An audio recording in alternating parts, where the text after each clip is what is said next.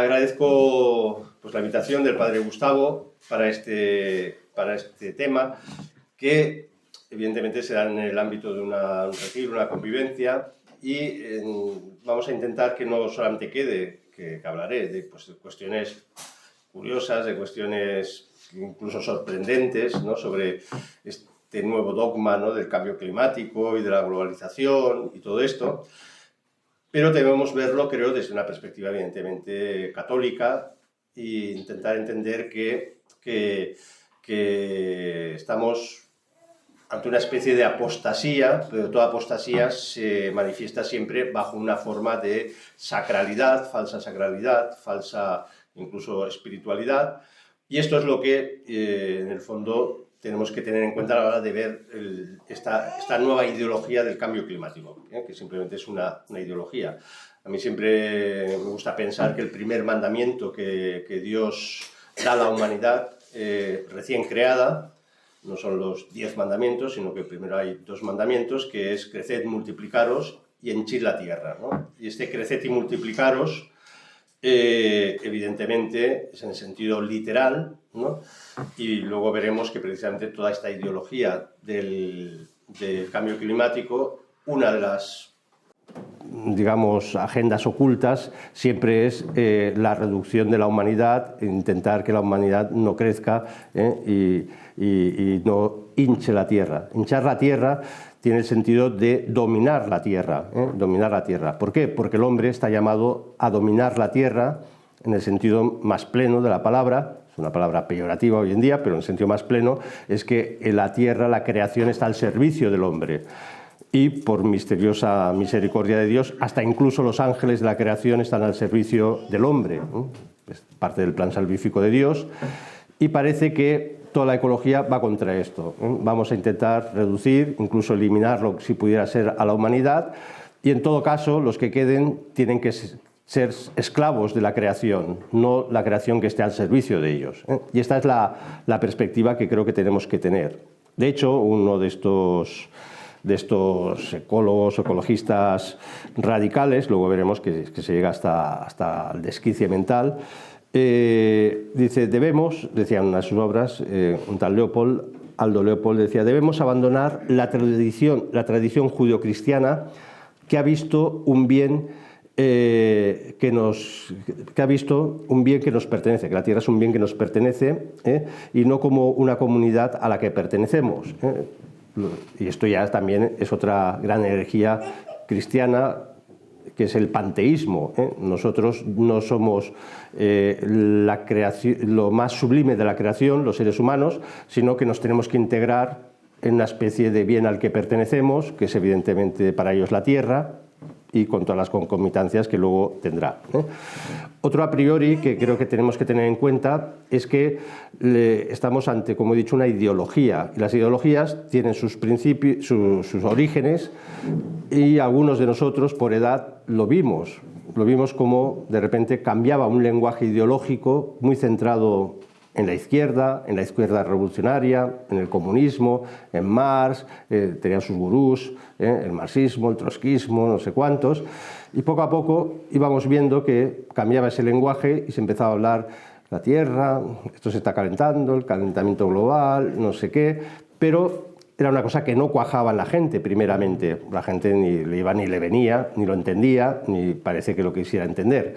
Pero sí, poco a poco, vimos que eso se iba imponiendo, esas doctrinas, esas categorías mentales iban apareciendo, iban siendo machaconamente repetidas por los medios de comunicación. Un lenguaje que primero empezaron a utilizar los políticos, luego evidentemente los periodistas, y luego ya por un efecto de mimesis y de imitación, y porque, reconozcámoslo, estamos bastante aborregados, pues sin reflexionarlo, la gente ya empezaba a repetir toda una serie de eslóganes, una serie de pensamiento estereotipado, repetitivo, simplificado. Y este proceso, insisto, desde los años 80, los 90, empezó muy duro, y ahora ya, digamos, ya se ve con toda normalidad. Pero esto no era así, sino que ha sido una ideología Las ideologías vienen de arriba abajo, impuestas por unas élites, luego lo comentaremos, y las élites siempre, cuando imponen una ideología, es porque hay algún interés detrás, y también hay que descubrir cuál podría ser ese interés, mucho más perverso de lo que nos imaginamos, mucho más perverso. Pero el interés está ahí. Y entonces hay un autor que siempre cito, que es muy clásico, Christopher Lasch, la tradición de la rebelión de las élites, donde se plantea que nos habían hecho creer que el pueblo era rebelde, revolucionario, contra las élites que los dominaban. Y Christopher Lasch dice, no es así. Los que son verdaderamente revolucionarias son las élites. Y más ahora, las élites mundiales quieren transformar nuestra mente, quieren transformar nuestros hábitos, quieren transformar nuestros estilos de vida y someterlos a lo que ellos consideran que es un prototipo de vida ideal.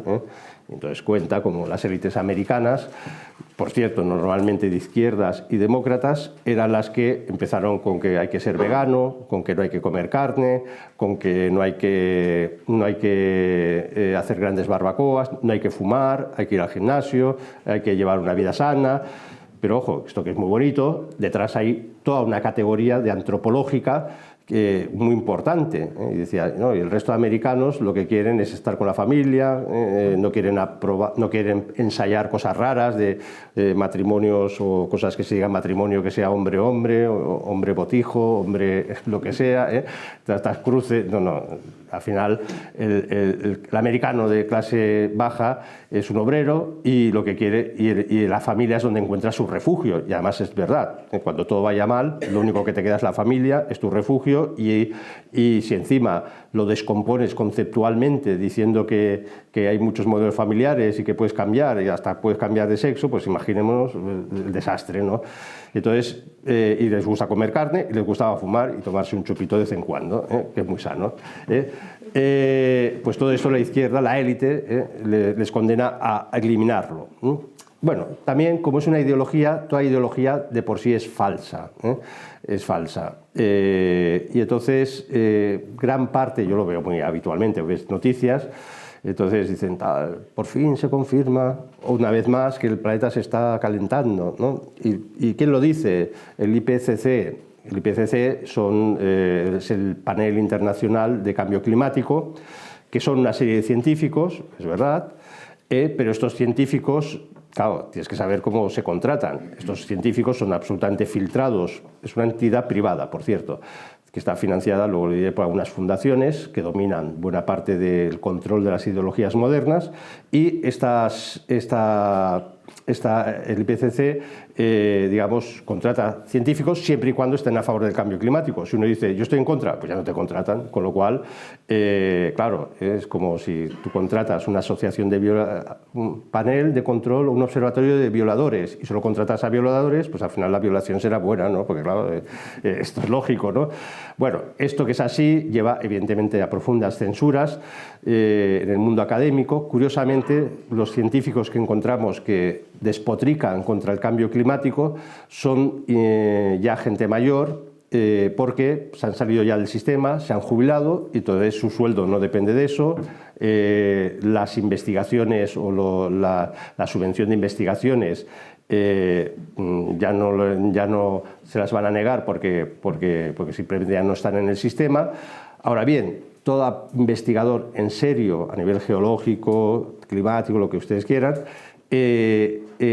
pasa un filtro. Entonces ellos ya lo saben. Si tú estás en su línea, tendrás dinero para investigaciones, te publicarán libros, entras en el mainstream, que se llama, en la corriente, que no, tranquilamente, sales fuera y nadie te va a publicar, no te van a contratar en una universidad, nadie, por mucho que publiques libros, nadie te los va a editar, o que los escribas no te los editarán, etcétera. Un caso así muy paradigmático es una obra que salió a finales de los 90, pero sorprendió mucho que saliera, es de Lomborg, un noruego, que escribe El ecologista escéptico. Él era de Greenpeace, ahora hablaremos de Greenpeace y todo lo que esconde, Él era de Greenpeace y además estaba en una universidad de mucho prestigio, escandinava, y además era estadístico. Entonces dice, ah, qué bien, ¿no? Mi profesión es ser estadístico, pues voy a dar un aparato, digamos, científico a todas las tesis ecologistas que defiende Greenpeace y que defendemos. Pero bueno, debía ser honesto y empezó a investigar. Decía, aquí todo es mentira, ¿no? Todo lo que nos dicen, la estadística... Bueno, y escribe este libro, ¿no? Evidentemente fue automáticamente fulminado de la universidad donde trabajaba y bueno, digamos, pues por suerte hay todavía algunas editoriales así más disidentes que todavía se atreven a publicar esto. Esto es para que veamos, esto es un poco la introducción, para que veamos que estamos en un mundo que no es... tenemos que quitarnos de la mente la idea de que el fetiche, digamos, de lo científico. Esto lo ha dicho un científico, lo dicen los científicos. Espera, ¿qué científicos lo dicen? ¿Bajo quiénes les mandan? ¿Quién les paga? ¿Y con qué intención? ¿No? Y entonces, si lo filtras todo esto, te vas dando cuenta que el mundo de la ecología es otra cosa. Es otra cosa. Bueno, como no se pueden, digamos, imponer ideologías sin una serie de grupos, vamos a ver algunos, digamos, históricos, muy conocidos, algunos, otros ya no tan conocidos, pero que realmente siempre esconden algo detrás. Tienen una cara muy amable, una cara muy simpática, sobre todo porque, ahora lo veremos enseguida, financian medios de comunicación, con lo cual si el medio de comunicación te pagan, tú vas a hablar bien del que te paga, esto es evidente, y entonces hay como varios grados. Uno sería el estereotipo, es Greenpeace. Greenpeace todos lo conocemos. Greenpeace siempre sale cuando hay una noticia ecológica, siempre, o un desastre ecológico, siempre aparece en los telediarios, misteriosamente, porque hay otros grupos que nunca aparecen. Greenpeace es el gran privilegiado, pero a mi entender es un grupo, digamos, para la clase media, para entendernos, para un ecologismo medio burgués, autocomplaciente. Luego daremos así como unas pinceladas para que seguro que conocemos mucha gente, muchos vecinos, muchos amigos que han caído en esto, ¿no? Y son buena gente, no son perversos, no quieren el orden mundial, no quieren destruir nada, pero bueno, han caído en esta pequeña trampa del ecologismo relativamente fácil.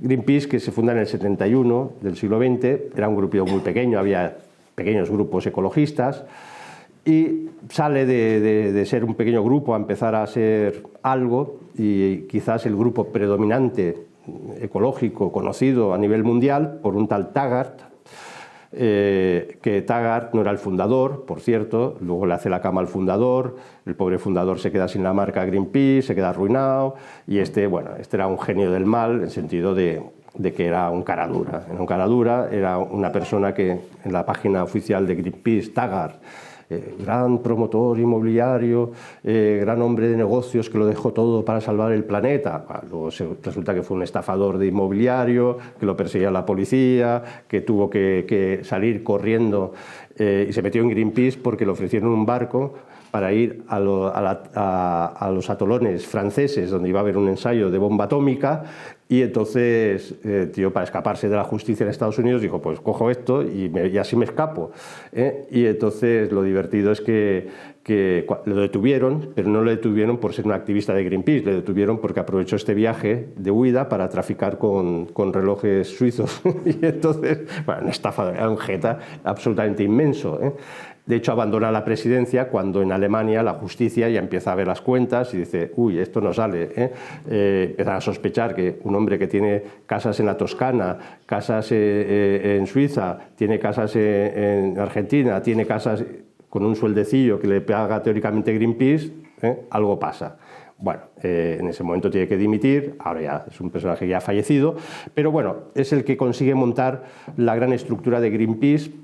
Insisto, para que veamos cuál es el imaginario que tiene la gente de Greenpeace, un grupo de comprometidos para salvar el planeta por el bien de nuestros hijos, que luego quieren cargarse a los hijos, pero bueno, se hace un discurso, pero dentro era prácticamente una secta. Es una secta, tiene una estructura piramidal, donde Greenpeace es un grupo, digamos, de élite que tiene la marca. Entonces, si tú quieres montar Greenpeace en España, ¿cómo se hace? Pues entonces el 25% de los ingresos es como una empresa de royalties, ya tiene que ir a la marca. En España, miré para esta conferencia cuál era el estado de cuentas de Greenpeace, cuánto recauda cada año. La última cifra es del año 21, 17 millones de euros. 17 millones. A nivel mundial recauda unos 300 millones de euros, pero Greenpeace, cuando se le acusaba, oye, ¿qué hacéis con este dinero? Decía, bueno, nosotros hacemos campañas, ahora veremos unas que son muy divertidas, pero no hacéis nada por salvar el planeta. Sí, hacemos campañas, pero con las campañas no se salva el planeta. No, nosotros nuestro carisma, por decirlo así con lenguaje eclesial, es concienciar a la gente, ¿eh? Con lo cual empezaron a haber escándalos. El tesorero de Greenpeace de Canadá, por ejemplo, les montó un pollo, les denuncia, él mismo se sale porque decía, de todo lo que recaudamos, que eran millones de dólares, todo lo que recaudamos, solo el 5% se dedica a campañas y el resto, bueno, gran problema. En Noruega pasó también algo parecido, tenían 15.000 afiliados, ahora ya creo que han cerrado en Noruega, quedaron en 35, porque descubrieron que entre estas campañas que se hacían, claro, hay campañas muy duras, yo las he visto, están por YouTube, se pueden ver, y algunos seguro que lo tenemos en la retina o en el inconsciente, ellos protestaban contra la caza de focas, ¿no? Entonces se veían escenas de cazadores de focas por ahí en Groenlandia o en las zonas de Noruega o Canadá, pues gente con los bates de béisbol abriéndoles las cabezas a las pobres focas, ¿no? Claro, sangre, tal, una cosa terrible, ¿no? Entonces no te queda más remedio que sentirte identificado con las focas, ¿no? Pobres focas. Claro, luego se descubrió que Greenpeace, para hacer este tipo de reportajes, lo que hacía era contratar cazadores que les abrían la cabeza a base de bastonazos a las focas. Decía, espera, estáis denunciando lo que hacéis vosotros para denunciarlo. Esto es una locura. Pero claro, estas campañas generaban tanta emoción, tanta emotividad, y entonces la gente se volcaba a hacerse de Greenpeace, a dar donativos. Una parte muy importante de los donativos es muy curioso, y esto está tomado de la Iglesia, lo hacen con herencias, ¿eh? Sabemos que la Iglesia muchas veces ha vivido de las herencias, la pobre persona que dice, bueno, pues ya no tengo descendientes, pues dejo mi piso a la parroquia o al obispado o lo que sea, o a esta orden, a esta congregación, y es una fuente muy importante para que subsistan las congregaciones. Pues Greenpeace, una parte, al menos en España, un tercio de los ingresos viene por herencias. ¿Esto qué significa? Esto ya es algo mucho más interesante. Esto significa que casi es el mismo resorte psicológico de un católico cuando dona a la Iglesia algo, ¿no? Es decir, para, digamos, concienciar mi alma y tranquilizar mi alma, ya haré algo por el planeta. Entonces, pues hago un donativo de mi patrimonio a Greenpeace. Bueno, estas cosas son tremendas. Dentro de estas campañas he apuntado algunas, bueno, aparte de trucos que utiliza Greenpeace, por ejemplo, evidentemente pagar a periodistas. Si te pagan, pues vas a hablar bien de Greenpeace, o medios. También utilizan el prestigio de las universidades. Hicieron también, todo esto está denunciado, lo que digo es porque está comprobado, se han hecho denuncias, se han ganado juicios contra Greenpeace, y entonces una de las denuncias era que una campaña contra el cáncer de pulmón que provocaba trabajar en las serrerías, ¿no? La lógica es que los que cierran árboles se están cargando los bosques, ¿no? Pues entonces la campaña era que cogían cáncer de pulmón, entonces había que cerrar las serrerías. Bueno, y todo esto venía de un informe de la Universidad de Exeter, ¿no? Entonces, ¿qué pasaba? No, esto no era un informe de la universidad. Greenpeace alquilaba un local en la universidad y luego decía, tal, es como si yo alquilara un local en la universidad, hacía un informe y luego desde la Universidad de Barcelona, no, esto lo ha hecho desde un despachito alquilado a la Universidad de Barcelona. Bueno, estas triquiñuelas, 1000 y más. Entonces había un tipo de campañas que, por ejemplo, contra las focas, a las ballenas. Me acuerdo de esta campaña. Hemos asesinado el 94% de las ballenas. Claro, qué miserables que somos los seres humanos. Pero si uno utiliza mínimamente la lógica matemática, dice 94% de las ballenas, ¿desde cuándo? Si es desde el principio de la humanidad, pues hemos matado pocas, porque quedan muchísimas. Si es en el último año, nos las hemos cargado casi todas. Claro, si no contextualizas el eslogan, es absurdo lo que estás diciendo, tiene 1000 millones de interpretaciones. Bueno, y estas son, digamos, el tipo de artimañas. También lo hace la Coca-Cola y lo hace todo el mundo, ¿no? Pero quiero decir que al final, si tú vas del prurito de que vas a salvar el mundo, pues como mínimo un poco de decencia, ¿no?, en las campañas. Lo que nunca se ha dicho, por ejemplo, es las campañas contra el comercio de foca, de piel de foca, que las hicieron en los años 80, muy fuertes, en Canadá, con los inuit, en Groenlandia, los indígenas de Groenlandia. Claro, salvamos las focas, pero ¿cuál es el problema? Que todas esas comunidades se hundieron económicamente porque solo vivían de eso. Y en poquísimos años estas comunidades solo pudieron vivir de subsidios del Estado. Y lo sabemos que cuando a comunidades tribales o indígenas se les subsidia, lo primero que hacen es alcoholizarse y ya se degradan porque no tienen ninguna leitmotiv vital, que antes era su cultura ancestral de cazar focas. Y entonces, hoy por hoy se recogen las mayores tasas de suicidio del mundo. Las mayores tasas de suicidio del mundo están en los esquimales de Canadá, porque son gente que de repente tenían una vida, tenían un cosmos, tenían un sentido de su existencia. Llegó Greenpeace, ya no se comercializa con esas pieles de foca y entonces pues, el nivel de alcoholismo es tan salvaje que lleva pues, esto, a que sea la comunidad que tenemos actualmente los registros más altos de suicidio. Evidentemente, esto nunca se dice, pero es así. Campaña también divertida contra los sonares de los submarinos en Dinamarca, las zonas de Dinamarca, sobre todo contra la OTAN, los submarinos de la OTAN, ¿no? Porque pasan por el estrecho que entre Dinamarca y Suecia, pues por ahí pasan. No, es que con los sonares se despistan las ballenas y entonces se estrellan por ahí y se mueren. Entonces, pero curiosamente, por ahí pasan muchos de la antigua Unión Soviética, muchos submarinos rusos. Y evidentemente no había campaña contra los comunistas, era la campaña contra la OTAN, ¿no? Bueno, también, esto otra. Campañas en las zonas de Argentina. Luego hablaremos un poco del agua, que es muy divertido, ¿no? El problema del agua, veremos si es problema. Pero esta campaña...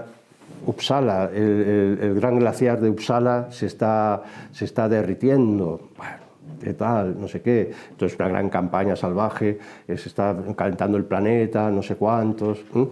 Pero si uno se va en la misma zona patagónica, se va un poquito más al lado, tiene el glaciar Pío XI en Chile, y el glaciar Pío XI está no solo intacto, sino va creciendo. Es muy divertido porque hay un glaciar al lado que se está derritiendo y otro no, otro está creciendo. Misterios, es que se calienta solo de aquí para aquí el planeta y de aquí a aquí no. Esto es absurdo, ¿no?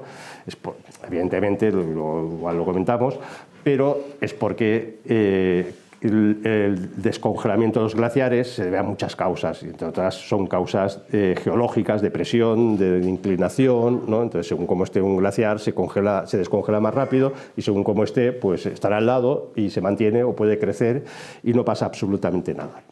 Pero bueno, esto es para que veamos este nivel de campañas.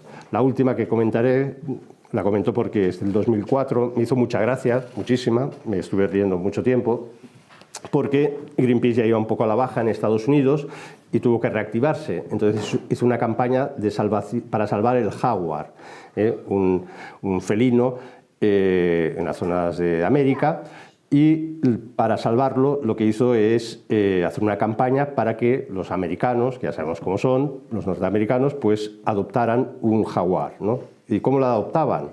Pues se ponía un chip en un jaguar y entonces tú le ponías un nombre, a este le llamaré Rodolfo o Pepito, ¿no? Como quieras, lo adoptabas y por GPS, tú tenías en tu pantalla, podías saber cómo se movía el jaguar y tal, y te das feliz, ¿no? He salvado un jaguar y tal. Bueno, la cosa era fantástica, la gente adoptaba jaguars, jaguares, que se dice ahí, y entonces, bueno, pero entonces empezaron los problemas, porque mucha gente que había adoptado un jaguaré, un jaguar, primero estaba en una zona donde habitualmente nunca ha habido jaguars, pero bueno, y además nunca se movía, el GPS está aquí, no se movía, no se movía. Bueno, a ver qué pasará. Y así mucha gente. Entonces hace una investigación y bueno, se hace una investigación a raíz de una queja de un campesino de por ahí, de Hispanoamérica, que Greenpeace no le pagaba. Y entonces denunció que Greenpeace no le pagaba. ¿Y por qué le tiene que pagar Greenpeace? No, es que tengo que poner un chip a mis vacas, ¿no? Entonces resulta que los jaguares eran vacas que estaban ahí, ¿no? Y entonces, claro, la vaca no se mueve mucho, que digamos, ¿no? Y entonces, gran escándalo, tapado rapidísimamente por la prensa, evidentemente, pero, digamos, esto es un poco para ver el perfil, ¿no? No son anécdotas sueltas, es un estilo ya de hacer, ¿no? Bueno, hay otra fundación, ahora está a la baja, pero tuvo muchísima fuerza, que es WWF, la World Wildlife Fund, que es la Fundación para la Vida Salvaje, cuyo logotipo es un oso panda. En principio era una fundación para salvar al oso panda, dirigida por un extraño y tremendo personaje, el duque de Edimburgo. Para los que no lo conozcan, se murió hace un tiempo, era el marido de Isabel II de Inglaterra, esta señora tan mayor que parecía que no se moría nunca, y al final se murió, parecía que había descubierto la fuente de la eterna juventud. Bueno, aquí ya nos acercamos a un nivel más alto, más elitista de estos grupos, ¿no? Y entonces, ¿a qué se dedicaban? Teóricamente a salvar el oso panda. Estuvieron 23 años recaudando unas fortunas impresionantes, porque se mueven a niveles de gente económicamente muy poderosa. Y al cabo de 23 años empiezan a llegar noticias alarmantes que el oso panda se está extinguiendo. Entonces, claro, la gente decía, si hemos estado donando millones y millones para salvar el oso panda, ¿ustedes qué han hecho? No habían hecho nada, absolutamente nada. Entonces, rápidamente tuvieron que llegar a un acuerdo con China para la procreación de pandas en cautividad. Bueno, y se salva el pobre panda, se salva de milagro. Bueno, WWF, bueno, las campañas es que son tan delirantes que casi da vergüenza contarlas, ¿no? Hicieron en Ruanda una matanza salvaje de elefantes, porque ahora los elefantes se extinguen, se cargaron unos 10.000 elefantes para salvar a los gorilas, porque a alguien se le ocurrió que para que los gorilas tuvieran su ecosistema y tal, y por ahí pasaban muchos elefantes, pues nada, había que cargarse elefantes. Cogieron en Zimbabue digamos, el gran reservorio de rinocerontes. Todos hemos ido a las campañas, ya que casi no quedan rinocerontes. Entonces decidieron que había que llevarlos a otra parte de África, en un medio ambiente que el rinoceronte ahí prácticamente no puede ni sobrevivir, el rinoceronte blanco. Y todo porque el Fondo Monetario Internacional, y luego hablaremos de qué es esto, el Fondo Monetario Internacional, decidió que había que reestructurar toda la zona de Zimbabue económicamente y sustituir los rinocerontes por, lo llamaban, otro tipo de mamíferos, que eran vacas. O sea que básicamente nos hacen llorar con el rinoceronte blanco y tal, y ellos mismos son los que, digamos, han hecho estas campañas sin ningún sentido. Luego ha habido auténticos masacres, gentes asesinadas, teóricamente furtivos contra los elefantes, pero luego se empieza a investigar y no eran furtivos, sino que estos eran una especie de grupos de liberación del Congo, de no sé qué. Entonces, bueno, ahí hay mucha oscuridad, incluso asesinatos, pero bueno, como siempre, este tema lo dejan caer. Lo que consigue la World Wildlife Fund es que, ellos son la Casa Windsor, ¿no? Los de la Casa Windsor, duque de Edimburgo, pues claro, buena parte de África en el siglo XIX y parte del XX era inglesa, la corona inglesa. Y entonces, lo que se ha llamado esto es un neoimperialismo, un neocolonialismo, porque esta fundación y otras, que ahora hablaré, consiguen que un 8% de África, un 8% territorial de África, sean parques naturales. ¿A qué bien? Parques naturales. El 8% de África es como Inglaterra duplicada, o sea, que es un territorio, son extensiones brutales de terreno. Y entonces quedan en manos de la gestión, queda en manos de esta fundación, no de los gobiernos. Entonces, lo que misteriosamente se descubre, que estas áreas a proteger, estos parques naturales, casualmente siempre están en zonas que se llaman de materias estratégicas. especialmente de uranio, donde evidentemente, como ya nadie puede entrar ahí, nadie puede, digamos, hacer, ningún estado africano puede hacer extracciones minerales o petrolíferas porque es parque natural, pero quien lo gestiona todo son los ingleses, esta fundación que es inglesa, es un neocolonialismo, ¿no? Evidentemente. Esto es lo que un autor, Peter Driesen, lo tengo apuntado, tiene un libro que es Ecoimperialismo, cuenta esto como el imperialismo se va poniendo. Este ecoimperialismo se ve mejor en otro grupo que ya casi nadie conoce, que se llama la Sociedad de las Islas, en referencia a las Islas Británicas, que ahí, pues, bueno, es evidente que hay esta élite que controlan la Shell, los petróleos, controlan la mayor industria química del mundo, la mayor corporación de industria química, que es británica, también la controlan, controlan buena parte de la distribución, generación y distribución de alimentos en el mundo. La élite, que es la que provoca la globalización, para no despistarme del título de la conferencia, la élite tiene muy claro que quien va a controlar el mundo tiene que controlar la energía, ojo, esto es evidente, pero también la producción de alimentos, los alimentos. Y entonces, en este entramado de empresas que están metidos en este club secretísimo, está Unilever. Unilever, para el que no lo conozca, da igual, si va al supermercado, posiblemente el 50% de productos que se venden en el supermercado están controlados por la Unilever, que es una especie de multinacional de la distribución de alimentos, que tiene un lobby en las Bruselas, y yo me atrevo a decir que todo lo que se refiere a alimentación que legisla o las directrices que da Bruselas las impone este lobby. Luego nos dicen la democracia, sí, el pueblo vota y tú eliges quién te gobierna. Sí, quien decide es Unilever, que le dice al elegido, mire, la ley tiene que tener esto, esto y esto y esto. Unilever tiene unos ingresos que superan a la mitad de África, del PIB de África, o sea, para que entendernos, ¿no? Se nos escapan, ¿no? Son poderes económicos salvajes, ¿no? Y por eso también lo que han hecho las élites empiezan a hacer una parte del África, del Cuerno de África central, que son tierras fertilísimas, están siendo compradas por todas las élites mundiales. La Patagonia está siendo comprada por grandes élites mundiales. Donde hay tierras, ahí se está.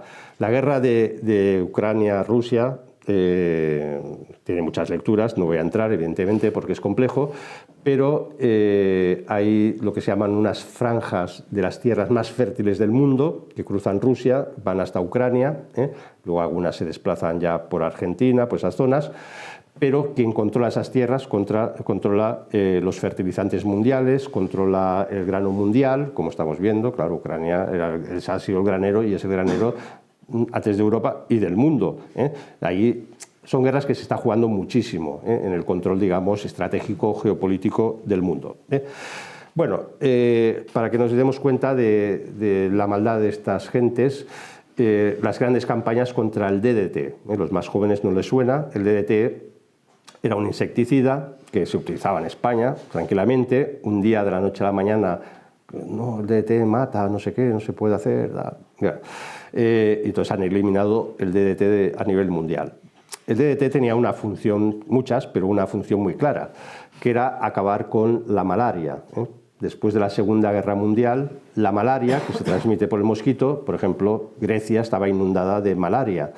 Y eso provocaba miles y miles y miles de muertos al año, miles. Cuando digo miles, son miles. De la noche, en un año, en menos de un año, con DDT se acabó la malaria en Grecia. Nadie ha oído hablar que hay malaria en Grecia. ¿Dónde hay malaria? En África. ¿Dónde hay malaria? En algunas zonas de Asia, muy importantes, para control geopolítico. Y entonces estos grupos ecologistas, con la excusa de que el DDT es un insecticida y que no se puede usar, lo que se está evitando primero y segundo es que haya malaria en África. Si hay malaria en África, esto solo tiene una lectura, que no puede crecer demográficamente. Ahora no podemos por tiempo, porque es imposible, pero nos están tomando el pelo con el número de gente que hay en África, la población en África, se están dando unas cifras absolutamente desproporcionadas, no es así, para darnos la sensación de que hay superpoblación. Si hay superpoblación, es lógico que habrá que hacer políticas de control de natalidad, y la política de control de natalidad más ecológica es, pues, permitir que sobreviva el mosquito de la malaria, no atacarlo con el DDT, y por lo tanto, he leído las cifras también, cada año mueren en el mundo más de 500.000 de personas por malaria. Si no acabamos con el mosquito, pues evidentemente es una forma de control demográfico, como el aborto, como tantas otras. Bien, hay luego unas fundaciones, he dicho, más o menos oscuras, secretas, hay muchas fundaciones de estas, pero bueno, está la Fundación MacArthur, la Fundación Rockefeller, muy importante. Estos han creado, la MacArthur y la Rockefeller, el Centro Mundial de Recursos, que precisamente queda muy bonito, pero la lógica última es, ojo, ¿quién va a controlar los recursos? ¿Cómo la élite mundial va a controlar los recursos mundiales? Y si para eso tenemos que hacer políticas de control salvaje de población, pues lo haremos. Para que vean, Rockefeller, la Fundación Rockefeller, que es antiquísima, ya de principios del siglo XX, es la que monta la Parenthood Planet. Esto es esa fundación especializada en eugenesia, eutanasia, aborto, control, todo. Ya desde la fundadora es Margaret Sanger, era una irlandesa, católica por tanto, pero muy resentida, absolutamente resentida contra la religión, y digamos, se inspira en un odio a la maternidad, un odio a la descendencia, que además lo escribe, deja unos escritos terribles. No podemos permitir tal, que tengamos hijos, bueno, unas cosas tremendas. Esta personaje, Margaret Sanger, está hoy idolatrada por los grupos feministas y tal, pero cuando lees sus escritos, vamos. Y las revistas de estas organizaciones, en los años 30, colaboraban, Estados Unidos, la gran democracia, colaboraban tranquilamente grandes científicos nazis para, digamos, colaborar en lo que era un pensamiento de control eugenésico de la población. Y no tenían ningún reparo y no se escondían, y todo esto. Por lo tanto, bueno, estos son como unas pinceladas de estos grupos. Pero ahora vamos a ver los contenidos. Hay varios grados de ecologismo ideológico, estamos hablando de una ideología. Claro que nosotros tenemos amor a la naturaleza, porque es la creación de Dios, este es el sentido, esto es evidente. Y es evidente que un campesino de verdad, si es que quedan, pero los de verdad, pues entiende la naturaleza y entiende que a veces hay que sacrificar un animal, entiende, bueno, no pasa nada. Pero esto no tiene nada que ver con la ideología. Entonces la ideología se va a ir presentando como en varios grados, ¿no? Una ideología más soft, más suave, ¿no? Y luego veremos una hard, la dura. Y también se fue inculcando poco a poco la suave, ¿no? En todos lados. Mi pobre madre, que todavía vive, tiene 91 años y tiene una salud de hierro y ha decidido que me va a enterrar. Bueno, de buena fe, en casa ponía un cartel, así, un póster. A le gustaba, es católica, pero bueno, gente sencilla que también te la cuelan si te despistas. Entonces, me acuerdo perfectamente, yo lo vi, un cartel del indio Seattle, el discurso del indio, la carta del indio Seattle, teóricamente de mitad del siglo XIX, al presidente de Estados Unidos. Entonces, el texto es muy bonito, de estilo de... Lo leo porque, claro, es tan poético. La tierra no pertenece al hombre, el hombre pertenece a la tierra. Entonces, en esta teórica carta de este indio al presidente de Estados Unidos decía, al llegar el ferrocarril mataban nuestros búfalos y los dejaban morir y tal, y podrirse y tal, no sé cuál. Una cosa poética preciosa, con pequeños problemas. Primero, en esa época el ferrocarril no había llegado ni loco. En segundo lugar, esto es un texto de un siglo más tarde, de un periodista que se hacía un homenaje al indio Seattle. Entonces, bueno, voy a poner un texto. El texto claramente es un hombre del siglo XX, de un periodista, porque un indio para aquella época era incapaz de elaborar una cosa poética, romántica, ¿no? Y mi madre lo tenía ahí colgado, ¿no? A mi madre se lo colaron. Bueno, yo luego intenté explicárselo, pero no lo entendió. La pobre. Bueno, entonces este tipo de ecología fue empapándose, ha llegado, y lo vemos en todos lados. Es omnipresente, es como una especie de cosa que ya nos invade y lo aceptamos como normal, ¿no? Los productos bio, que luego resulta que la mitad de productos bio pues, son absolutamente inútiles, tal, las marcas verdes. Nadie sabe que para que te den el Estado o Europa te permita decir que tu producto es verde, tienes que pasar unos filtros y tal de control, pero no para que sea verde, sino porque tienes que pagar y, bueno, es un negocio, ¿no?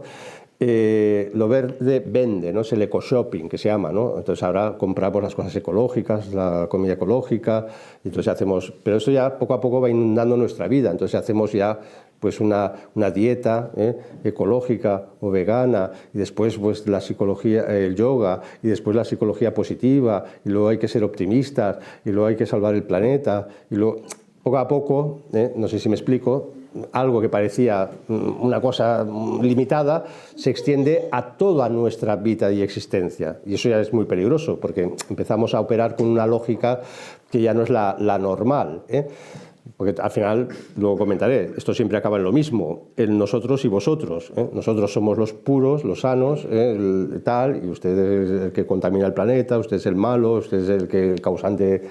Se juega a esto, a categorizar. Si sigues la ideología, si sigues lo que proponemos, serás de los nuestros. Que no, pues vas a salir fuera, ¿no? Entonces, insisto que esto ha ido calando. Yo me acuerdo en el año 89, justo, y además no es tonto, cae el muro de Berlín, significa que el comunismo como gran ideología revolucionaria va a morir, y de hecho muere en pocos años, pero claro, si muere una ideología profundamente anticristiana, tiene que ser ese espacio sustituido por otra ideología. Y a ello cooperó, coadyuvó pues, el propio capitalismo. En la revista Time del 89 aparece en portada personaje del año, porque cada año aparece el personaje, a veces era Ronald Reagan, a veces Gaddafi, a veces... Y ese año, el 89, el personaje del año fue el planeta Tierra, lo cual es brutal, porque te están diciendo que el planeta es un personaje, es una persona, ¿no? Entonces, y es el personaje fundamental, es el personaje del año. Justo ese año se hacía un reglamento en la ciudad de San Francisco. Si alguno conoce Estados Unidos, San Francisco es lo progre de lo progre, de lo hiperprogre, y entonces ya inoculados de esta progresía ecologista, se hizo un reglamento conforme los pobres, los homeless, los pobres de la ciudad, no podían dormir en los parques porque era antiecológico, ¿no? Porque chafaban hierbas y plantas, y entonces pues los pobres ya ni podían dormir en los parques, con lo cual ya encontramos esa inversión. De repente el hombre no es importante, ¿no? Este es un pobre, ¿no? Pues lo importante es la hierba, ¿no? Entonces, y es curioso, ¿no? Como coincidió en el tiempo estas dos circunstancias, puramente accidental, pero muy ilustrativas al mundo hacia el que íbamos. Bueno, yo siempre en clases a veces lo cansa el tema, si sale, pongo el ejemplo, ¿no? Como es una ideología, es un imaginario, no es real, este ecologismo. Porque a los jóvenes, esta es una ideología que ha calado en los jóvenes, sabemos que cuando hacemos estudios sociológicos, ¿quiénes son los más ecologistas? Los jóvenes, evidentemente, pero porque se lo meten en la escuela, no porque hayan llegado por convencimiento. Los jóvenes. Urbanitas, porque los dos pueblos no dicen que son ecologistas, los urbanitas, los de las ciudades. Entonces, cuando paralelamente se hacen encuestas de joven, ¿cómo le gustaría pasar su tiempo libre? Se dan muchas opciones y una es pasar un fin de semana en el campo. Pues menos de un 1% dice que le gustaría pasar el fin de semana en el campo. Somos muy ecologistas, pero en la ciudad, porque nos gusta ir a las discotecas, etcétera, etcétera, ¿no? Claro, ya vemos que es algo psicológico, es algo en nuestro imaginario mental, pero no tiene nada que ver con una práctica real de una aparente ecología buena o sana. No tiene nada que ver. Bien, dicho esto, alguno de estos que ha pensado la ecología, Luc Ferry, un sociólogo, habla del nuevo orden ecológico, ¿no? Como estableciendo diferentes grados de ecología, una antropológica, que sería esta, todavía el hombre es el centro. Bueno, vamos a salvar el planeta, porque en el fondo queremos que la humanidad esté bien, ¿no? Bueno, todavía el hombre es el centro, ¿no? Vamos a hacer desodorantes naturales porque así contaminamos menos. Bueno, y las guarradas estas que se han inventado ahora, que van, que las mujeres no usen Tampax, pues, porque ahora, pues, no sé, que usen musgo, en fin, bueno, cosas de estas que uno las lee y le entra asco, pero bueno, todavía parece que lo importante somos nosotros, ¿eh? Luego hay otro segundo nivel que fue el de los frentes de liberación animal. Vamos a liberar a los animales, ¿eh? Están oprimidos por los hombres, pero bueno, todavía se considera que el animal es un ser no equiparable al hombre y como el hombre es superior moralmente podemos liberar a los animales de sus opresiones. Bueno, todavía estamos ahí en otro nivel. Pero ya llegamos a la ecología hard, dura, que es lo que se llamaría la deep ecology, esto es la ecología profunda, ¿no? la radical, donde ya se invierte todo y el hombre se convierte en el enemigo de la naturaleza. Y por lo tanto, el hombre es sospechoso. Y entonces, incluso si tenemos que llegar a eliminar al hombre, ya lo veremos, pues hay que eliminarlo, se elimina, no hay problema. Cuando llega la deep ecology, empiezan a aparecer conceptos que ya no suenan a ese panteísmo, a esa nueva religión. Ellos utilizan conceptos de esto, ¿no? Egoísmo de la especie humana. La especie humana es muy egoísta, claro, te comes a las gallinas, ¿no? Pues pobre gallinas, no te das cuenta que la gallina es un ser sensible y tal, y no sé cuántos. Por cierto, tengo una hermana que es de estas. Y tiene osteoporosis porque no tiene calcio y su marido, que es médico, le dice, come huevos de la gallina. No, pobre gallina, no le va a comer su huevo. No, si el huevo no está fecundado, no hay pollito dentro, es un huevo. No, bueno, pues así estamos, ¿no? O sea, cuando ya cruzamos ciertos límites de racionalidad nos volvemos tontos, ¿no? Y se lo digo a mi hermana, eres tonta, o sea que no, está grabando y da igual. Términos de igualitarismo biosférico, todos somos iguales. Antes los comunistas aún tenían la dignidad de decir todos los hombres somos iguales. No es verdad, pero bueno, como mínimo el hombre era el centro del discurso, ¿no? Los hombres somos iguales, por cierto, no decían hombres y mujeres como ahora, todavía utilizaban el genérico, con lo cual demuestra que todavía tenían cierto sentido común. Todos los hombres somos iguales, todos los hombres, las mujeres y los no sé qué, en lo de medio. Bueno, entonces hablan de la igualdad de las especies ahora. Hemos pasado de la igualdad, la lucha comunista, la revolución de las clases para conseguir una igualdad como valor absoluto.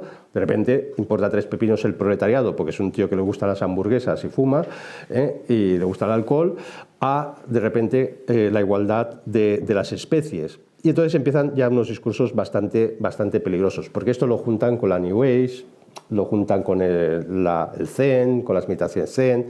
Bueno, ya entramos en círculos muy peligrosos. Por ejemplo, hacen unos discursos salvajes contra los derechos humanos, ¿no?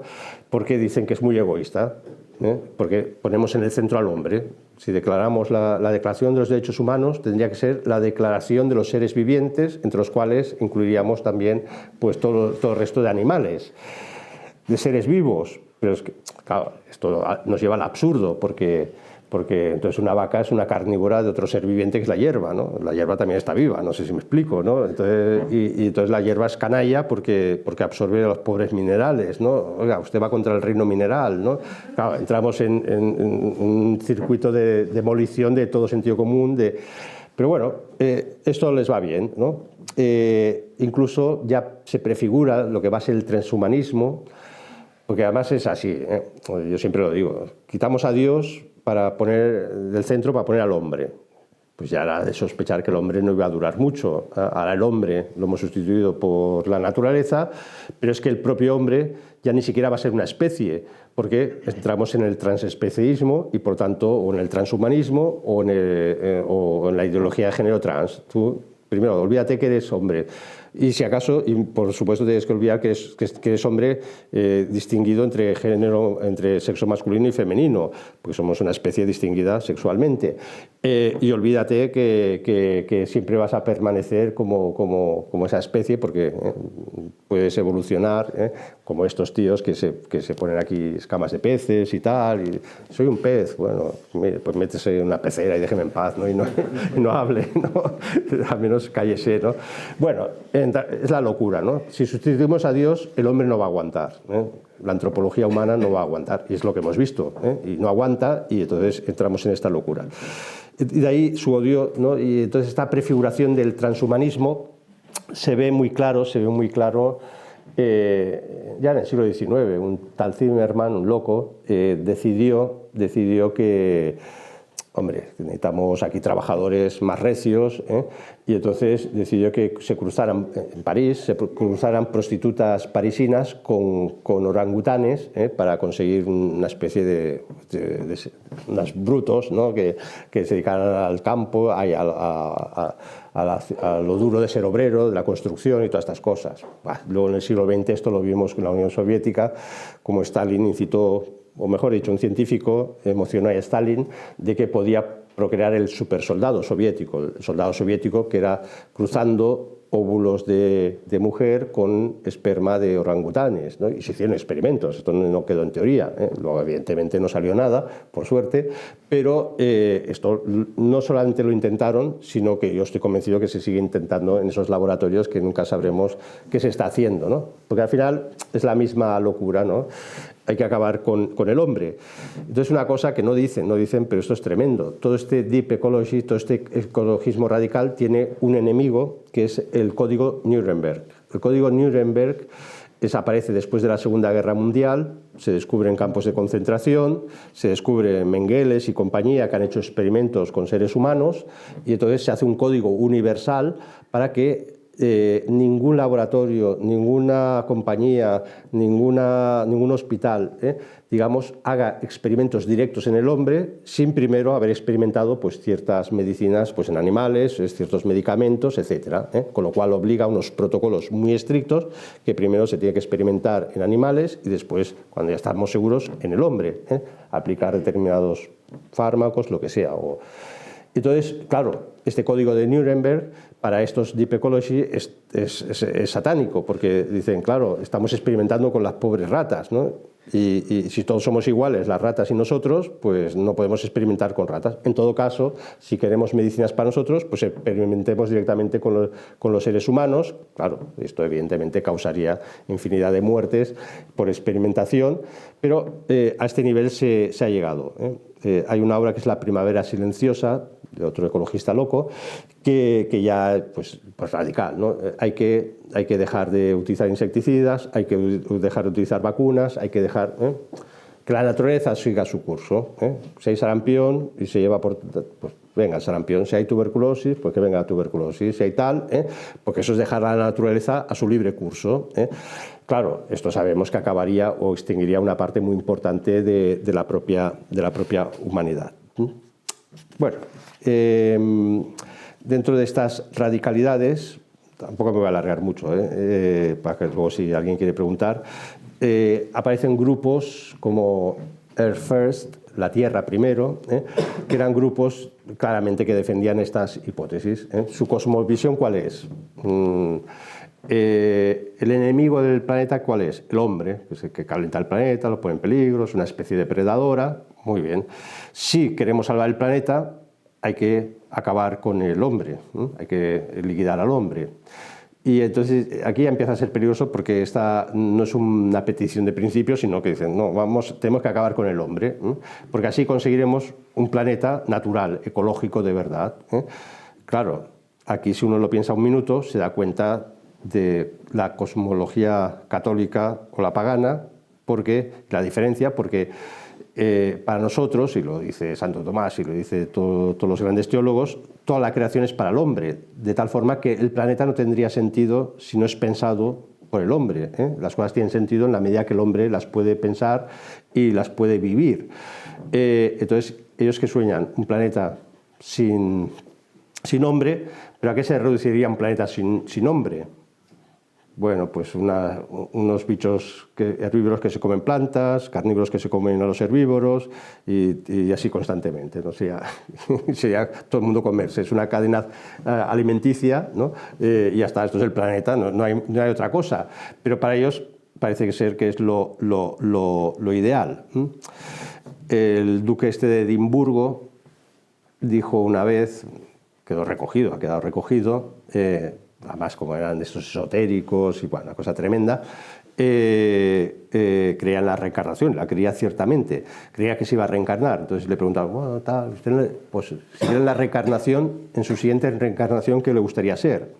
Y no dudó, dijo, me gustaría ser un virus mortal en el tercer mundo, porque así liquidaría pues mucha gente, entonces salvaría el planeta. Esto lo dijo tan campante este tío que aparecía en la televisión al lado de la reina Isabel II. De hecho, el Club de las Islas tiene unos documentos muy interesantes.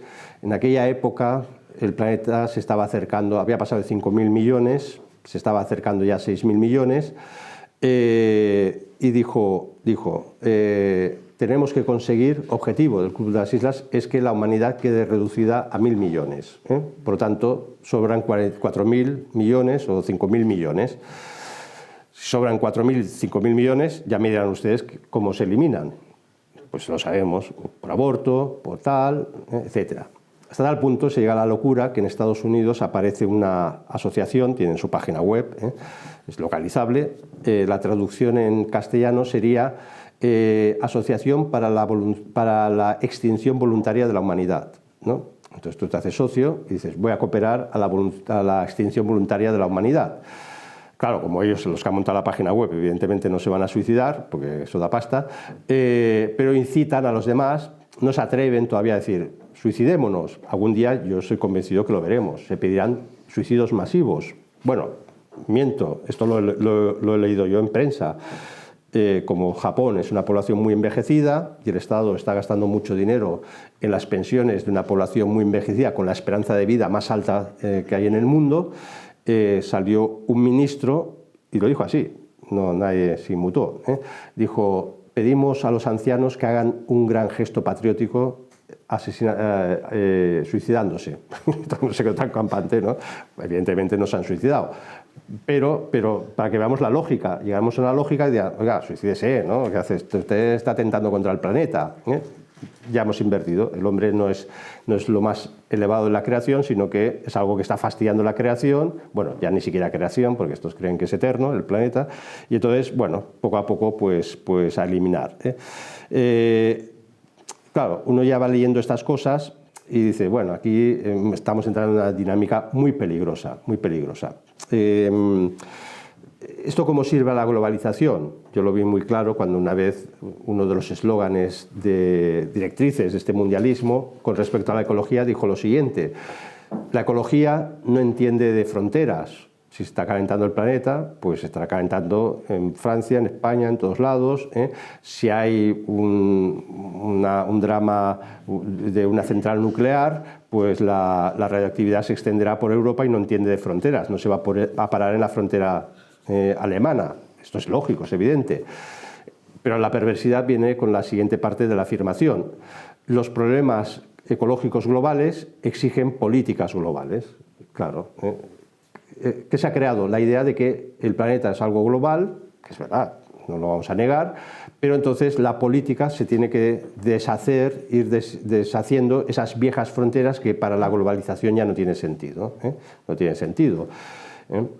Por cierto, me olvidé decir, ahora me ha venido a la cabeza, el mayor propietario de tierras de Estados Unidos, el mayor terrateniente de Estados Unidos es Bill Gates. Bill Gates nos dejó Windows, que es una birria de programa, por cierto, se ha forrado de pasta, una cosa que falla siempre, y entonces con ese dinero se está dedicando a comprar las mejores tierras de Estados Unidos, lo que hemos dicho antes. Al final, y este mismo Bill Gates u otros de ahí, lo que he dicho, están comprando tierras en la Patagonia, en África, da igual, porque para ellos sí que el planeta no tiene fronteras. Y entonces disolver las fronteras políticas o disolver los estados nacionales, en el fondo no es para facilitar que todo sea más ecológico, más bonito y vivamos más felices, sino para que ese poder mundial no se encuentre con esas resistencias de estructuras de poder que todavía tienen o mantienen mínimamente los estados, ¿vale? Bueno, y ahora acabo, porque no quiero alargarme, tendrán hambre, con unos mitos, los esbozo, simplemente, pero bueno, mitos y datos reales para compararlo con los mitos o reflexionar. Y si luego hay turno de preguntas, pues igual profundizamos. Se acaba el agua, ¿no? Esto es la mayor tontería de la historia. porque el agua es una constante. Habrá tanta agua, el agua que hay siempre es la misma, en diferente estado, congelada, vaporizada o lo que ustedes quieran, ¿no? Pero es una constante, el agua no desaparece, está ahí, ¿eh? Otra cosa en qué estado esté. Bien, esto lo digo porque el 77% del agua del mundo está congelada, ¿vale? Ahora hablaremos con esto de que no, los polos se están derritiendo. Sí, ahora hablaremos de los polos. Del resto del agua, el 33% del resto es agua líquida, ¿eh? Y esa agua líquida, curiosamente, la que vemos es el 1%, porque es la de los ríos, ¿eh? El 99% de agua líquida en el mundo está en acuíferos, ¿vale? O sea, tenemos agua para dar y vender y toda la que queramos. Otra cosa es que buscar el acuífero, hay que trabajárselo. Y de hecho, buena parte de la humanidad ha tirado siempre de acuíferos. Esto, la agricultura tradicional siempre sabía que tenía que tener acuíferos, porque llueve o no llueve, bueno, en fin. Dicho esto, lo he vuelto a hacer, esto lo he estudiado muchas veces, pero digo, bueno, por si acaso ha cambiado algo, voy a volver a recoger los datos. Los recogí el otro día. Hay páginas especializadas que te dan los datos reales del hielo en el mundo. Dejando al lado los glaciares, que es 0, tanto por ciento, muy poquísimo, donde hay más hielo en el mundo es en la Antártida, ¿eh? Es el 90% del hielo mundial, ¿de acuerdo? El 90%. El 9% restante no es el Polo Norte, es Groenlandia, ¿eh? Que por cierto, Groenlandia, todo el mundo sabe que viene de Greenland, tierra verde, porque cuando llegaron los vikingos eran pastizales, todo era verde, no había hielo, con lo cual en aquella época calentar el planeta con dióxido de carbono de los aviones, más bien que no, porque no había ni aviones, eran todos barquitos y poco más. Quiero decir con esto que la Tierra se calienta, se enfría, va como va, se autoajusta, se autorregula, pero lo que nos dicen siempre es el miedo del Polo Norte, se va a congelar y ahora ya por fin se abrirá una vía marítima por el Polo Norte porque ya nunca más va a haber hielo perpetuo. Y ahora se ha vuelto a congelar todo. Yo en mi época se ha abierto la capa de ozono y no sé qué, ya morimos todos aquí radioactivados y tal, y no sé qué. Luego se cerró de golpe, ya ha estado 20 años cerrada, ahora se abre otro poquito. O sea, que esto va como va y nada más, ¿no? Entonces, esto lo digo porque bueno, hay mapas satelitales, se controla el Polo Norte, cómo se congela, se descongela cada año, y está en YouTube y uno lo ve, y desde la NASA, y dice, aquí no está variando prácticamente nada. Es verdad que a veces cuesta más que se congele, pero están los efectos volcánicos, los volcanes de Groenlandia, de Islandia, y eso evidentemente genera calentamientos. Cuando se habla de calentamiento, por cierto, en mi época, en los años 80, bueno, era un poquito anterior, en los 70, todos los científicos del mundo estaban convencidos que iba a venir una glaciación. Esto del calentamiento global nos lo hemos sacado ahora de la manga. De tal forma que se hicieron y existen diseños de láseres para fundir los polos. En los años 70 querían fundir los polos porque, claro, va a venir mucho hielo, hay que fundir los polos, ¿no? Entonces, de repente nos dio por el revés, ¿no? que se calentaba. Bueno, cosas de los científicos que vemos que son muy serios. Bueno, el calentamiento global viene como viene. Sabemos que una sola llamarada solar, un poquito más grande de la cuenta, va a provocar más calentamiento que todo lo que hagamos los seres humanos. De hecho, cada 11 años hay los ciclos solares que son de 11 años y cada 11 años hay un pico muy fuerte que hay más actividad y sabemos que ese año pues se detecta más calor. Bueno, no pasa nada, y cada X miles de años hay un clic de la órbita solar y eso es lo que provoca que apareciera el Sáhara. El Sáhara no aparece porque los antiguos cortaron todos los árboles, no, porque esos son pequeños ajustes del sistema y entonces sabemos que dentro de X años, de 1000 años o 2000, pues volverá a haber otro clic y el Sáhara saltará a otro sitio y otro lugar que a lo mejor eran muy ecológicos y tal, y se encontraron un desierto, porque eso no depende de nosotros, eso son cosas que se nos escapan absolutamente de las manos, igual que los volcanes. Quiero hacer un poco de comparación de cifras. El Pinauto, que fue un volcán en Filipinas en el año 91, soltó 50 millones de toneladas de dióxido de carbono, cuando la aviación mundial suelta dicen 300 millones de toneladas, 300 contra 50 de un volcán, pero es que tenemos 150 volcanes activos en el planeta. O sea, si cogemos todo lo que sacan los volcanes, y los volcanes no es que sean anticologistas, burgueses, no, es un volcán, es la naturaleza, ¿no? ¿Qué le vamos a hacer? Se calienta el planeta, ¿no? Y se enfría. Es que, bueno, en fin, cuando uno se mete un poco en serio, dice, ¿dónde estamos? ¿No? Nos hemos vuelto locos. El Amazonas, tal. Miren, es que pasa que como hay más dióxido, ahora por primera vez se ha detectado que el Amazonas emite más dióxido de carbono que emite oxígeno. Absorbe menos dióxido de carbono que oxígeno más, perdón, o sea que sale más dióxido de carbono de Amazonas. Bueno, es igual. El dióxido de carbono es el alimento de las plantas, esto en primer lugar. Y con lo cual, el gran misterio es que han descubierto que como hay más dióxido de carbono, las plantas, los árboles de Amazonas están creciendo más, son más altos, son más robustos. Entonces, qué misterio, ¿no? El Amazonas es más grande, ¿no? En cierto sentido.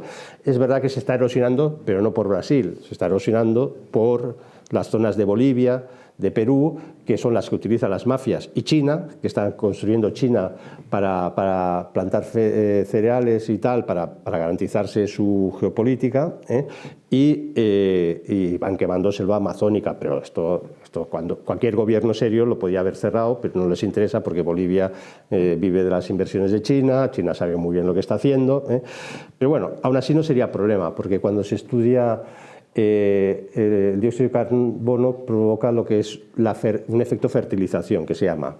Las plantas están bien alimentadas y el planeta se está reverdeciendo. Y esto es lo que los ecologistas se están poniendo muy nerviosos, porque por satélites se controla año a año las masas forestales. Europa cada vez hay más árboles, o sea que digan lo que digan, cada vez más verde Europa. ¿Por qué?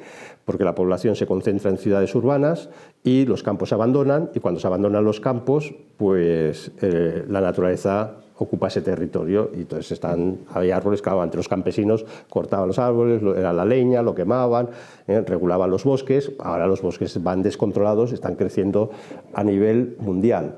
En los últimos 20 años, del 2000 para aquí, se calculan crecimientos de hasta un 10% de la masa forestal mundial, que es algo brutal, es algo impensable. Bueno, con lo cual, ya hablaríamos, yo qué sé, de los coches eléctricos. No, el coche eléctrico ya funciona. Bueno, funciona con electricidad, ¿no? ¿Y esta electricidad cómo funciona? ¿No? ¿De dónde la ha sacado? No, es que hemos quemado carbón y tal. Bueno, cosas muy divertidas, porque hay una guerra civil también entre los ecologistas. Todo error tiene sus siempre contradicciones, ¿no? Entonces, hay una guerra civil entre ecologistas muy divertida, que es los a favor de la energía eólica, ya por fin, energías renovables. Pero hay una cantidad de ecologistas que dicen hay que quitar los molinos de viento. ¿Por qué? No, es que se cargan los pájaros, ¿no? Porque va rodando y matan pájaros. Pues ya pónganse de acuerdo de ustedes y luego ya nos dicen qué hacer, ¿no? ¿Qué quieren, pájaros o energía renovable? ¿No? Pero esto es guerras tal. Hay ecologistas muy serios, muy convencidos, que dicen aquí lo mejor que hay que hacer es la energía nuclear. Es la más limpia, es la más esto. Los otros se rasgan las vestiduras. Bueno, entre ellos se matan, ¿no? Pero es evidente, un coche eléctrico tiene unas baterías de litio que se ha calculado que si se extendía el coche eléctrico, las baterías de litio que luego se tienen que acumular, eso es más contaminante, lo contaminante habido y por haber. Entonces ya empiezan a recular. Y las alas estas inmensas de los molinos de viento, claro, ahí tienen una vida X, y cuando se acaba, resulta que ¿qué haces con eso? ¿No? Y entonces lo tienen que reciclar. Bueno, entonces y es imposible. Bueno, es unas cosas de locura. Acabo, conclusión. Una conclusión que he apuntado así un poco rápidamente esta mañana, para al menos intentar que no quedara solo como en anécdotas, sino como al principio he dicho, hay que hacer una reflexión más global. En el fondo, la ecología, ¿qué representa? Representa un panteísmo. El panteísmo es que ya no hay Dios. Dios es la creación es Dios, no hay un Dios personal. Si no hay un Dios personal, nuestra entidad como seres humanos personales, que somos participación de Dios, tampoco ya tiene ningún sentido. Y entonces, al final, es un panteísmo inmanentista. No hay trascendencia, no hay sentido de las cosas. Y si no hay trascendencia ni sentido de las cosas, el hombre, pues es verdad, los ecologistas tienen razón, somos un estorbo para este planeta inmanentista, ¿no? Y como esto es una religión, toda religión tiene su casta sacerdotal, y la casta sacerdotal sabemos que son unas oligarquías mundiales cuyo sueño es decir, aquí la chusma ha crecido demasiado, 6.000 millones de tíos, ¿qué hacemos con esto? ¿No? No, nosotros queremos un planeta limpio para nosotros, controlado, esto sí, tendremos unos cuantos cientos de miles de servidores, proletariado baratillo, con salario mínimo interprofesional, pero nosotros queremos disfrutar el planeta. En el fondo es esto, la ecología es para que decirnos cuando nosotros queremos disfrutar el planeta. Luego hay una chusmilla que trabajará para nosotros y ya está, porque nos ha tocado, somos los elegidos. Por lo tanto, o funciona como una religión o funciona como secta. Y cada secta tiene su gurú y cada 2 por 3 vamos viendo estos gurús ecológicos que te inventan una terapia, que te inventan no sé qué, que se pone de moda no sé cuántos. Bueno, todo es para despistar. El pecado mortal, hemos de considerar que contra esta religión tenemos que volver a nuestras fuentes. Y nuestra fuente, lo dice la doctrina, la sana doctrina católica, un pecado mortal de un hombre, cualquiera, yo mismo, es peor que el mayor cataclismo del universo. Y esto es doctrina de fe, y esto siempre lo hemos aprendido en los catecismos, de verdad. Por lo tanto, cataclismos vendrán, si Dios quiere.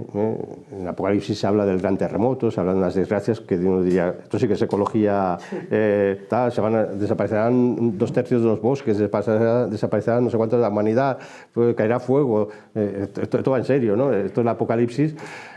Este Apocalipsis que se han inventado los ecologistas, que tienen las concomitancias, por cierto, con nuestro Apocalipsis, pero en el fondo para ellos es el planeta y para nosotros es la salvación de las almas, es la salvación de la humanidad lo que se está jugando, ¿no? Es la verdadera religión. Y que no nos preocupemos, porque además cuando se consume todo, cuando venga nuestro Señor Jesucristo y venga a juzgar a vivos y muertos, pues habrá, como dice el Apocalipsis, pues una renovación de los cielos y la tierra. Por tanto, si está contaminado, no se preocupen, que se descontaminará todo y se pondrá... porque es así, el cielo no es... Digamos, el final de los tiempos no significa que desaparece Dios, su creación la desintegra y estamos las almas por ahí, espirituales, tiradas por ahí, no se sabe dónde, ¿no?